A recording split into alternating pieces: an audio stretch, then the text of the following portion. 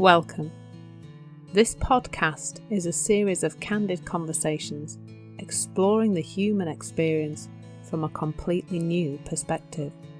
In it, we will be diving deeply into the meaning of commonly used words and pointing you away from that old stressful way of looking at life and towards a new paradigm. This will help you find a sense of calm, cultivate meaningful relationships, and create harmony in every aspect of your life.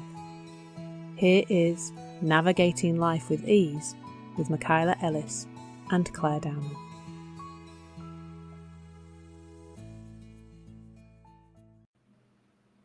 Hello. How are you? Hey, Claire. I'm good. How are you? Yeah, good. Good. Good. I'd Good. like to explore a word that you have for me, I believe. Yes. Well, two words because it's a thing. It's a thing to do. Yeah. Let's explore. Sorry, something just came up on my thing. Let's explore following inspiration. That's a good one.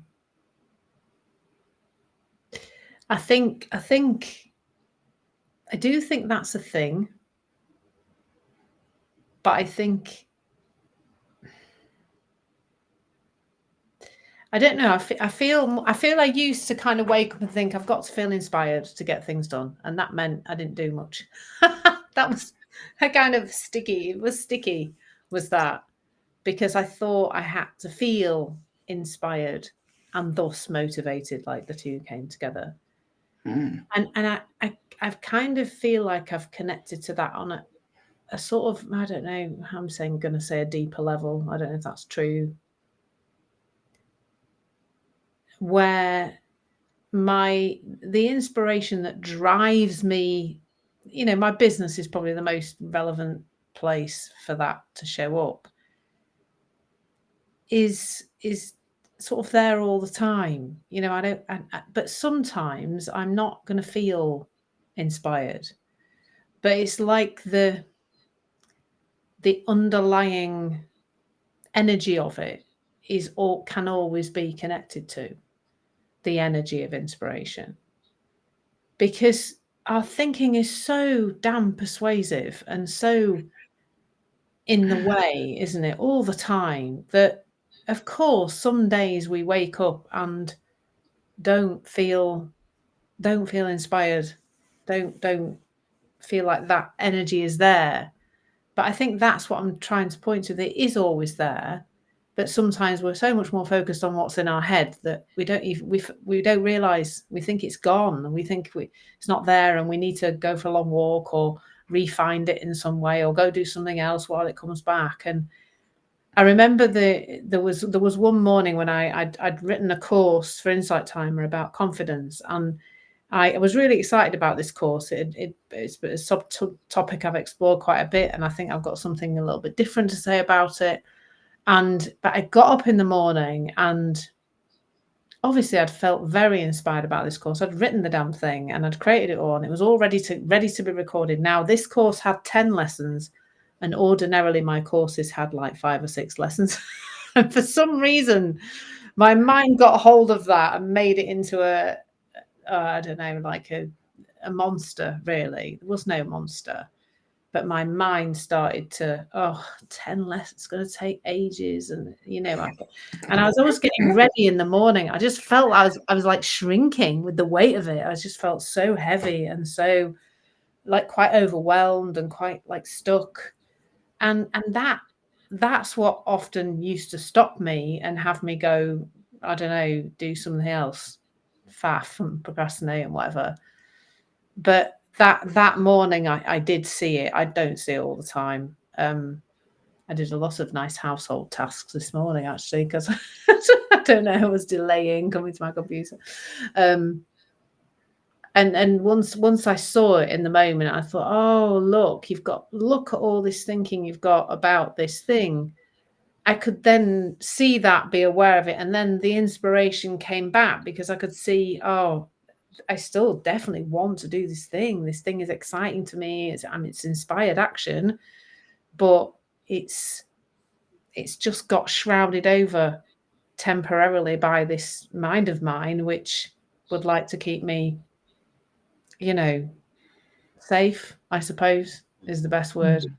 And I think there's a predictability to that when we are inspired by something, that literally just boringly predictably, that the inner critic and the mind will come in and try to derail us, especially if we're getting close to our kind of perceived comfort zone, that we're going to butt up against that. And we're going to feel that in our body. So we won't feel inspired. We'll feel heavy and overwhelmed and horribly tight in our chest and stressy in our shoulders. We won't feel good at all. But it's realizing that is just a sign that our mind has got hold of something and is just wrapping a load of absolute nonsense around it. But the inspiration, which I think is like the energy of life, the intelligence of life, that can't go away. That can't disappear. It's always there. So we don't need to worry about that. We need to worry about feeling inspired. And often I think once we start to move, once we take a bit of action, it kind of gets its aliveness back, I suppose. The inspiration comes back. Yeah, that's my start for 10. Yeah, that's good. That's really good. I just want to touch on what you just said about once you get going on something, it comes back. And it makes sense, doesn't it? Because your attention is now, it's no longer on the thinking that's causing you to be all up in your head and confused and heavy about it. Your attention is now on the thing that's inspiring you. And as you get more and more involved in that, the thinking about, oh, this is going to be long, or whatever it is that we come up with to stop ourselves, falls away and away and away until we're fully back in the momentum of that, that in spirit stuff that's coming from life that's guiding us. Yeah. So I think it's a really good point. Just to quickly come back on that, I think that's we're not thinking about ourselves anymore. How we're going to cope with it, whether we'll be able to do it, whether it'll feel terrible to us. We're not thinking about ourselves. We're thinking about the thing that we're actually doing. That's it, isn't it? Because all of that thinking that blocks us is nothing to do with the real world. It's to do with how we think we're going to be with the thing, whether we're going to cope. If it wouldn't be so distractive, I would clap really loudly right now. Because Claire, I hear so much, and there's so many programs and things about, I don't know, like how to think less about yourself or whatever, like different, in the principles community about thinking less about yourself. But just when you said that, it was like, I heard it. I heard it in a different way. I feel a little emotional about that. Because you're absolutely right. The only time that we ever get all offside is when we're really thinking about ourselves.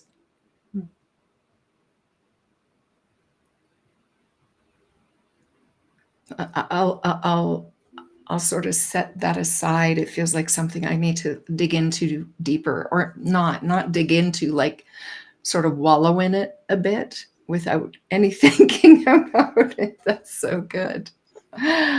Yeah. Yes, that like this could have been called, because it's like, what's the word to use? Following inspiration, following wisdom, following intuition, and it's like, it's life. It's the energy of life. It's like following that, which is, gifting us something unique to put into the world, to experience,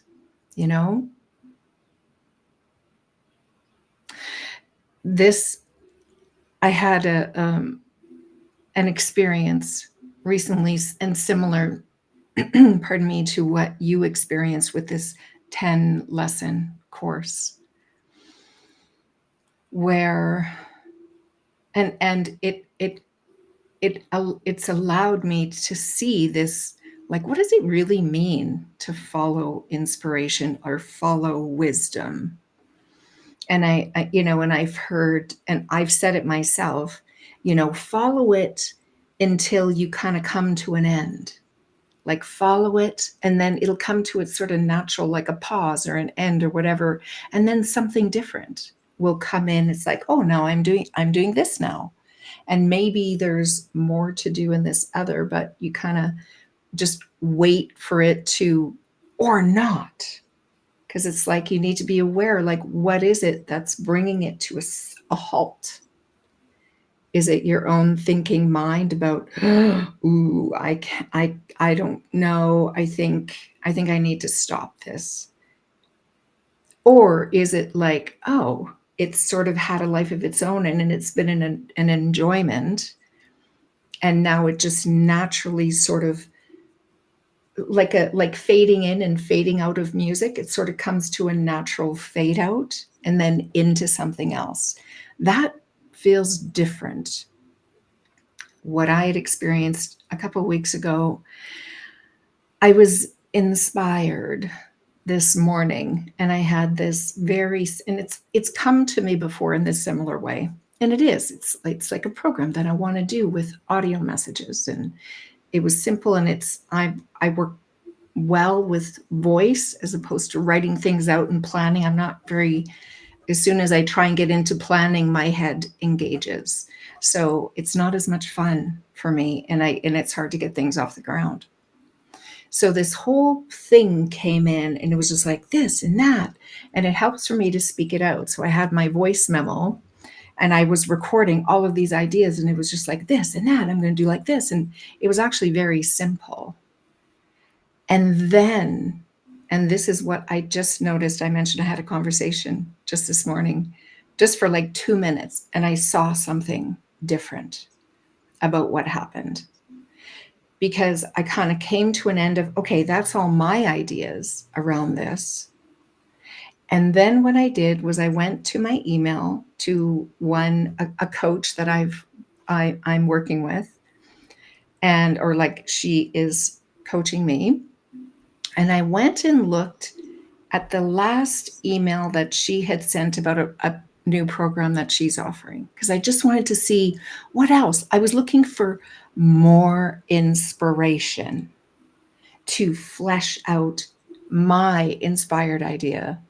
And I went on to it, and I was reading, and I was deflating. Like, if there was a camera on me, you could probably see me crumble and curl in like a raisin, losing its moisture. It was just, and I just felt like shite after. Like, it was awful. And it's just like, okay, stop this train. And I did feel like I sort of like, okay, I'm back on track. And it's like, there's one thing I saw then, that I didn't think that my inspiration was enough. That what came through me wasn't enough, that I needed to reach outside of me to look at someone else's stuff, to get more, to make it better. And it's like, oh, for God's sake, it's not better. We're two different people. We can't be compared. We might have similarities, but what she was doing, or anyone else for that matter is doing, has nothing to do with what's coming and wanting to be expressed through me. So that was something I saw. It's like, wow, I do that again and again. I'll come, and then I'll reach outside to see what else do I need to know? Because I couldn't possibly just go with my inspiration.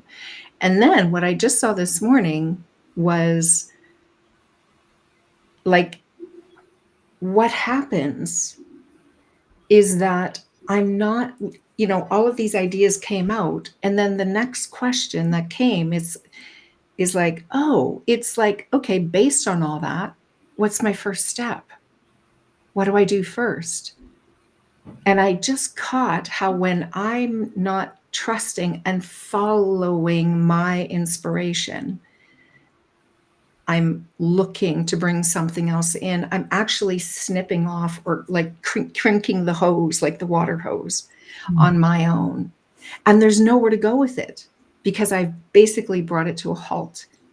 Instead of, okay, here's the hose, here's the inspiration, it's coming out. Where do I want to point it? Where do I put it? What's next? So it was very enlightening to me to see these two ways that I stop. I'm following my inspiration and then I cut it off. I crimp it. Anyway, those are my two big insights. One fresh off the pan. So I'm excited to see what comes out this, because I've talked about that before, about following inspiration, but I wasn't seeing how or what's happening when it goes off track. I think it's really helpful to have a look and see, like, where are you at? What are you doing? Like, for all of us to have a look at that and notice what happens when it felt like a brilliant to me. Other people might not think someone's going to think it's brilliant. It'll be for someone, not for everyone. But it's like, yeah, when just allowing that to flow and noticing when, hey, what happened to that brilliant idea? Like, what happened that it didn't get off the ground, that it didn't make it past a voice memo? That was very helpful to me. And I didn't purposefully go back and look at that today. It just came out in a conversation. Yeah. So, yeah. What's sparked for you around that? It's thought, isn't it? That the question of what gets in the way. And I was thinking about this whole wisdom thing and how confusing it can be, particularly when people are not sure whether something is wisdom or not, because that inner critical voice just derails us, doesn't it, and sends us into confusion. And so then for me, it's back to the felt sense of it, and realizing that the felt sense of something doesn't come from the thought of the thing, it comes from us. So we have the inspired idea, and that feels, like you said, I'm just all coming out of me into voice notes, and it's really exciting. I feel really inspired, and then that just takes that little chink of self-doubt, doesn't it? Like, it can just be like, like a little food coloring dropper, tiny little drop of red dye into our beautiful, clean inspiration pond, and it just takes over. The whole blinging thing's red then, isn't it? It's just because because often I think with our inspired ideas, we are going to move to something new. That's actually, I'm saying this now as I've never said it before, really, that when we're inspired, it's new, it's brand new, it's never been done before. It's something that's fresh through us as that conduit from universal intelligence. And so it's all of it, always inspiration is going to butt up against the perceived comfort zone. Always. Like, always it's going to do that. Otherwise it wouldn't be inspiration. It wouldn't be this new aliveness coming through us. And anything new, the inner critic doesn't like that and says, no, don't do that. And we feel that resistance.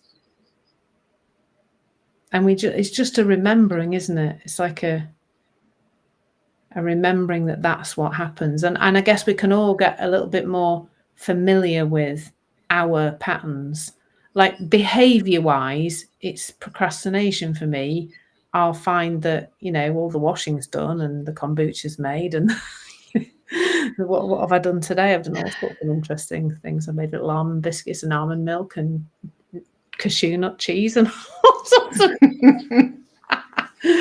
and I'm very easily distracted by my daughter being home and helping her to do a massive declutter.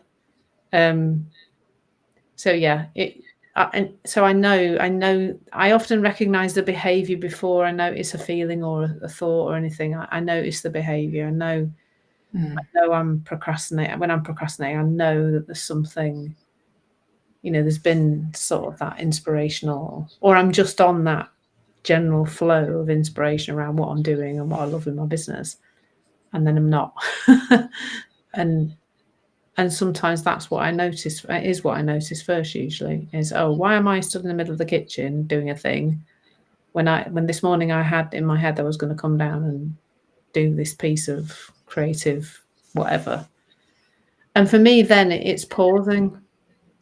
It's like I always say that's my only tool or technique I ever really say to anybody is, if you notice you're off emotionally or off physically where you are in the house, like as opposed to where you think you would be if you were creating this inspired thing, then just stop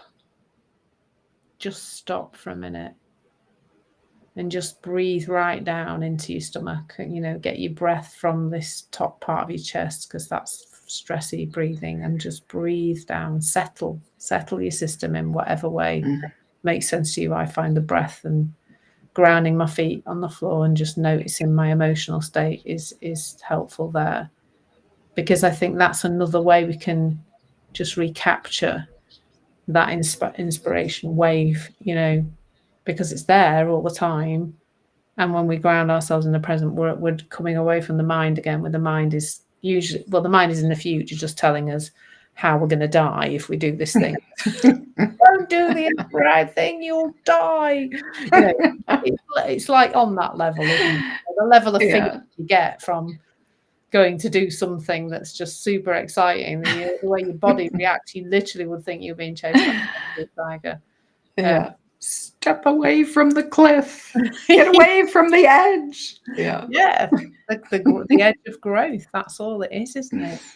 And I think that's helpful too, is just to kind of go, oh yeah, I get like this when I'm growing, when I'm stepping into a new version of me. I'm following that inspiration, and as a result of following the inspiration, I'm going to grow as a person.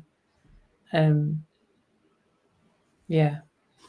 know. And then all you need to do is take the next step.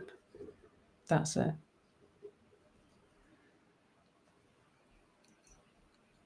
Yes.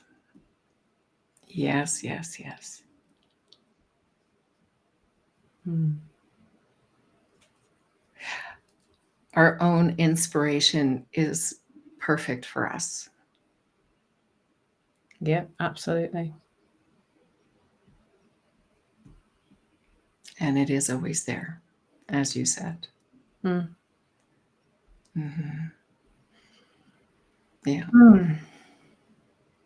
It's funny, I've been thinking about that kind of wisdom inspiration thing for the last few days a bit, in terms of cool. Very good. That was a lovely one. Yeah, you're welcome. Thank you. Yeah. See you next time. See you. You bet. Bye. Ciao. Hey, thank you for being a part of Navigating Life with Ease. We'd love to hear your feedback and receive a review on your favorite podcast platform. This will help others who'd also like more ease in their life to find us. We're here to support you, so if you've any words you'd like us to explore, or you've a question, please reach out to us at navigatinglifewithease@gmail.com. Again, thanks for listening, and stay tuned for more episodes of Navigating Life with Ease.